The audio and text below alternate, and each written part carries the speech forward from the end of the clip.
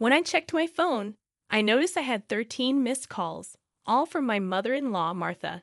Not again, I thought to myself. Just then, my phone vibrated again. I answered reluctantly, and Martha's voice came through, filled with anger. She demanded to know why the monthly allowance of $3,000 hadn't been sent yet. I tried to explain that the payment hadn't been deposited, but Martha ignored my circumstances and only focused on her own desires. I couldn't tolerate her insensitivity any longer. In desperation, I finally told her that her son had passed away, so I couldn't send any allowance. My name is Jennifer Smith. I'm 32 years old, and I work at a major financial firm while also managing household responsibilities. I married Mary 2 years ago. I met my husband, Mark, through our shared hobbies. He was kind and had a warm smile that drew me to him. We quickly fell in love, got engaged within a year, and believed we were perfect for each other. After a smooth courtship, we married. But then came the problem. Martha, my mother-in-law. Her husband had passed away. A few years ago, Mark's family situation became apparent to me. Since Mark didn't have any siblings, his only remaining family was his mother, Martha. The trouble started when I visited Martha's home for the first time to introduce myself before our wedding. "Nice to meet you, Martha," I said. Martha clearly showed her displeasure and responded, "Ah, so you're Mark's fiancée." "Yes, my name is Jennifer Miller." Martha then commented, "You're a rather plain girl. I wonder what Mark sees in you, huh?" I couldn't tell if she was joking or being serious, but her words shocked me deeply. Seeing my reaction, Mark frowned at his mother. "Hey, Mom, what's with the sudden harsh words? How can you say such things to the person I chose?" "No, Mark. I'm just trying to choose a suitable woman for you," Martha replied. Mark retorted, "Choose? I'm the one who chose her. You have no right to meddle. Don't say it in such a cold way. I'm just telling the truth because I care about you." Mark argued with his mother about supporting our relationship, but the tension only grew. It was awkward for me to witness this clash between them, especially since it was my first meeting with Martha. Despite the discomfort, we managed to express our intention to marry. As we were leaving, Martha called out to Mark, sounding somewhat disgruntled. "Mark, can I have a word? You're going to keep that promise after you get married, right?" "What promise?" Mark asked. "You know about the allowance," Martha replied. Mark agreed to take care of it, but asked to discuss it later. This conversation left an uncomfortable atmosphere between my husband and his mother, thick with tension. In the car on the way home, I asked Mark about the allowance issue. "Hey, Mark, about the conversation you had with your mom as we were leaving." "Yeah, I should have told you about it, Jennifer. After my dad passed away, I've been sending money to my mom every month." "How much?" I asked. $2,000, Mark admitted. $2,000? I couldn't hide my surprise. Mark sighed deeply and explained slowly, "Actually, my mom has a debt from a long time ago, when she lost a lot of money at a casino. She's been paying it off, but her health isn't great, so she spends a lot of time at home and still needs money to live on." I was surprised and asked, "But isn't $2,000 a bit much? Can't we lower the amount?" Mark replied, "If I try to lower it, she keeps calling me repeatedly. No matter what, she's still my mom, and I worry about her living alone." I understood that Mark was devoted to his mother because she was his only family left after his father passed away.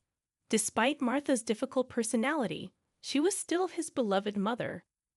I only saw my husband as a kind person at that time. 2 months after our wedding, during my lunch break, I received a phone call from Martha on my smartphone. "Hello, Martha," I answered. "Jennifer, long time no see. Can we chat for a bit?" Martha's tone was cheerful. "Sure. What can I do for you?" I asked. "I was hoping you could start sending me money," Martha said bluntly. I was taken aback and struggled to respond. Martha seemed excited to continue.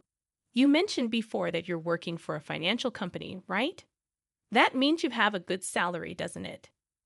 "Well, not exactly," I replied, trying to dodge the request. Martha insisted, You're lying to avoid giving me money. Frustrated, I asked, "What do you mean?"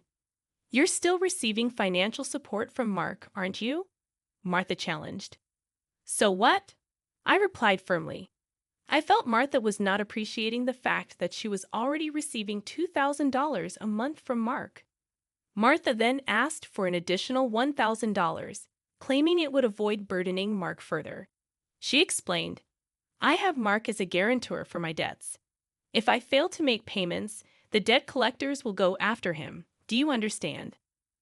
"But aren't you using part of Mark's $2,000 to pay back the debt?" I asked. Martha admitted, "I'm short. I haven't told Mark, but I have a significant amount of debt." It was clear from Martha's tone that this was a serious issue, and even her husband was unaware of it. Considering our future plans of having children and the increasing expenses, taking over Martha's debt was not easy. If Martha's payments fell behind and the debt defaulted to Mark, the interest would accumulate significantly over time. Refusing to send money could eventually become a problem for my husband. It seemed better for Martha to address her debt directly. After reluctantly agreeing to Martha's proposal, I started sending her money as requested. Martha was thrilled and exclaimed, "Good Jennifer! I knew you would say that." The total, with Mark's contribution, will be $3,000. "This means you can pay off your debt, right?" "Yes, of course. I should be able to pay it all off in about a year," Martha assured me. "You promise you'll make sure to pay off all your debts?" I asked. Martha confirmed, "I get it. So, I'll be expecting it from this month onwards." She then ended the call abruptly. The stress from work and this emotional burden took a toll on me. $1,000 a month. That's going to be rough, I thought to myself. But I rationalized that it was to prevent future problems for us. If Martha couldn't make a living, it would upset Mark as well. That night, I told my husband about the situation. He told me I didn't have to do this, but I had already given my word to Martha, believing it was a decision made for our future well-being. Mark expressed his gratitude and understanding, although he looked sorry throughout the conversation. Time passed, and 2 years later, we were still transferring $3,000 every month to Martha. Unexpectedly, Mark fell ill about 2 months ago and has been unable to work. He's receiving disability benefits, but they are much less than his previous salary. Last month, I managed to transfer $3,000 to Martha from my savings. But if this situation continues, it will become very challenging for us. What's more, Martha hasn't visited her sick son even once. Despite us informing her about his hospitalization, she only contacts me to ask if we're still sending the money. Frustrated and angry, I decided to confront Mark about the issue. "Don't you think it's wrong that Martha is only concerned about money, even though you're in such a state? We need to think seriously about what to do going forward." I expressed my concern. Mark agreed, "Yeah, I've been thinking the same thing. I don't want to put more strain on you, Jennifer. This month, too, she's been bombarding me with calls and messages asking if we've sent the money yet. Are you serious? How can she only think about money when her own son is sick?" Mark's face showed anger and weariness. Then, as if he had an idea, he exclaimed with a sly grin, "That's it?" "What is it, Mark?" I asked, curious. "This is our last resort. I've come up with something. Something good for my mom," Mark replied cryptically. Mark suggested a plan that surprised me. Although it seemed inappropriate, it appeared to be the only way to make Martha understand. A few weeks later, Mark was discharged from the hospital, but Martha didn't reply to any of our messages. We decided not to inform her about Mark's discharge. Martha has been relentlessly demanding money, showing no concern for her son's well-being. While Mark and I were having tea, my phone buzzed with a message revealing 13 missed calls from Martha. As expected, my phone rang again, and it was Martha calling once more. "Hello," I answered, turning on the speaker so Mark could hear too. Martha immediately shouted, "Where's the $3,000 for this month?" "Excuse me, Martha. The money hasn't been transferred yet," I replied calmly. "I don't care if he's in the hospital or whatever. It's none of my business. You're working at a good place, right?" You must have plenty of savings. Hurry up and transfer it here, Martha demanded angrily. Then, unbelievably, she said something shocking. Listen, since you married Mark, if he can't pay, you have to pay me. Understand? If you refuse, I'll make you the guarantor. Got it? At that moment, something inside me snapped. Martha was openly displaying her greed without considering our situation at all. I had reached my breaking point with her. She didn't even try to reflect on her own actions. I had no choice but to resort to the last resort. I firmly declared into my smartphone, Mark has passed away. I can't send you any more money. Martha responded with baffled disbelief. What?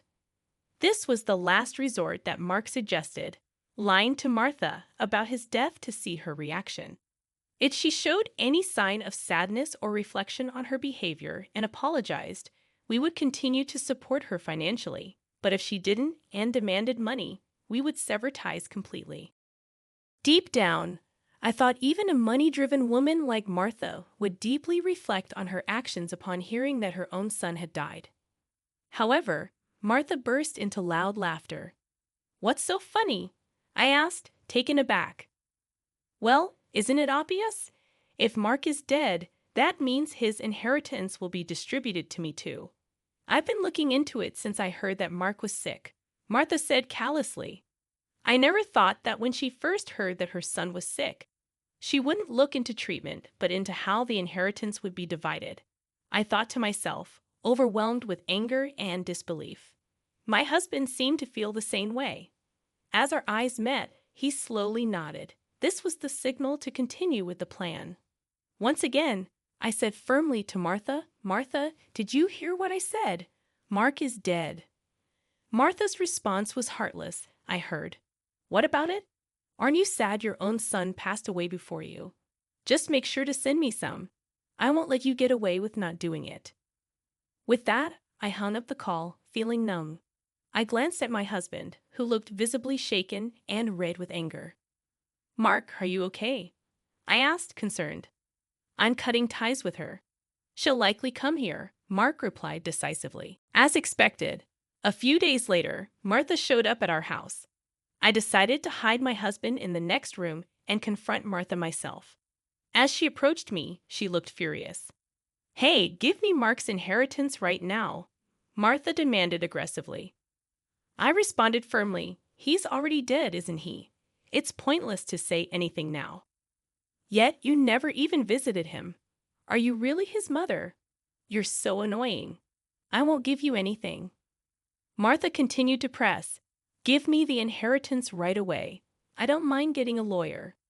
Realizing that further conversation was useless, I thought to myself that my husband should come out now. As he emerged from the next room, Martha was startled, as if she had seen a ghost. Mark, why weren't you dead? Long time no see, Mom, my husband said, surprising Martha. I'm sorry, but the news about my death was a lie.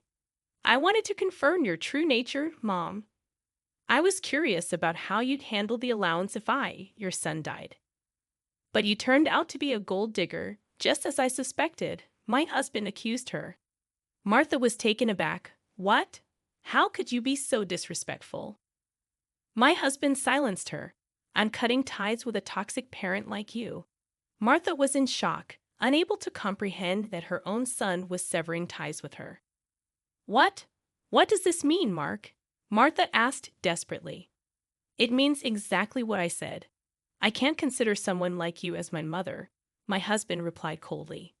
Desperate, Martha pleaded. But what about the allowance? Do you really think I would? My husband interrupted firmly. You're on your own with the debts. Removing. Martha tearfully reached out to my husband, but he forcefully shook off her hand, looked at her coldly, and said, I don't care about your living expenses. You have been living off us without even a single apology. I really understand your despicable nature now. Don't you dare show up in front of us again. Martha begged, Wait, Mark. Are you going to abandon your mother? Ignoring her pleas, my husband grabbed Martha's arm, dragged her to the front door, threw her shoes and bag outside, and chased her out of the house. Martha made a scene outside for a while but eventually disappeared, perhaps unable to withstand the scrutiny of the neighbors. She tried contacting us multiple times, but we ignored all her attempts.